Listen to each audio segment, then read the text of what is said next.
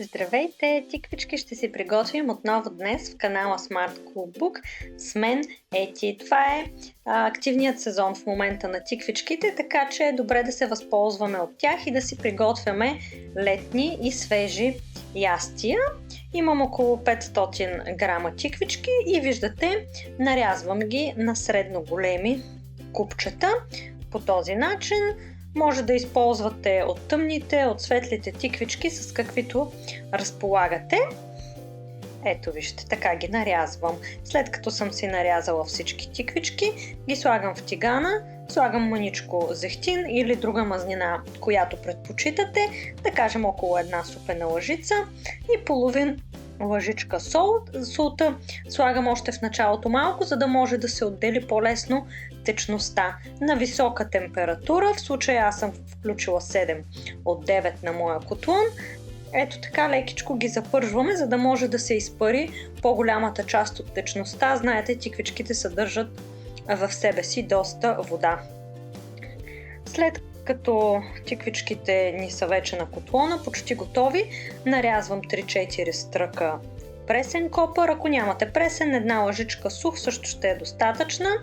И тези две средни скелитки чесън, които също ще ги нарежа на ситно. Ако имате преса, може да използвате и нея или да ги направите на ренде, както ви е по-лесно и по-удобно, но по този начин вкусът става по-деликатен, когато са малко по-едри.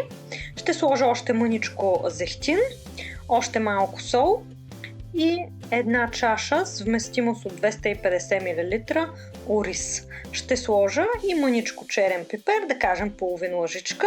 Оризът може да използвате какъвто имате, с какъвто разполагате. Една лъжичка сух риган също така добавям и разбърквам хубаво всичко. Сложих още малко мазнинка, за да може ориза и той лекичко да се запържи, за да не се слепи след това. Добавям копърът и чесънът, който нарязах и разбърквам отново всичко много хубаво, за да се смесят ароматите. Добавям 2 чаши и половина вода, защото тиквичките все пак са доста сочни и оризът да не стане преварен. След като хубаво се разбърка всичко, ще прехвърля в тавичка за печене. Ще използваме ето тази стъклената, може да си използвате каквато решите и ги прехвърлям. Ако тиганът ви може да се слага във фурната, може дори и да не ги прехвърляте в тавичка, директно с тигана да печете, за да, разбира се, не се цапа още един съд. Ето така, слагам на 180 градуса в предварително загрята фурна 10-15 минути на долното ниво, докато попие оризът повечето от водата. Имам 400 грама кисело мляко, едно яйце ще използвам. Ще ги разбъркам добре, за да се смеси всичко. И към тази смес ще добавя 4 равни супени лъжици с брашно, най-обикновено бяло брашно. Може да използвате и черно или ръжено, няма значение. В случая слагам бяло. Разбърквам отново хубаво всичко, за да не стане на топченца и ще сложа четвърт лъжичка с хлябна сода, за да може да бъде пухкава заливката, която приготвяме. Вадим си тавата от фурната и заливаме отгоре, ето по този начин.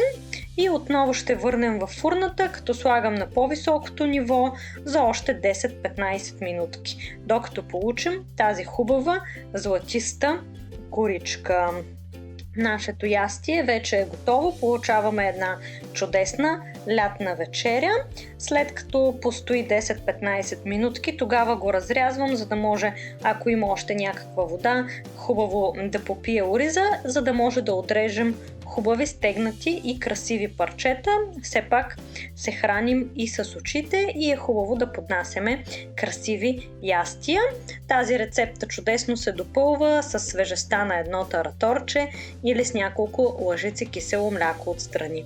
Това е днес от мен. Ако ви харесва моята рецепта, абонирайте се за канала ми и ме подкрепете с един коментар.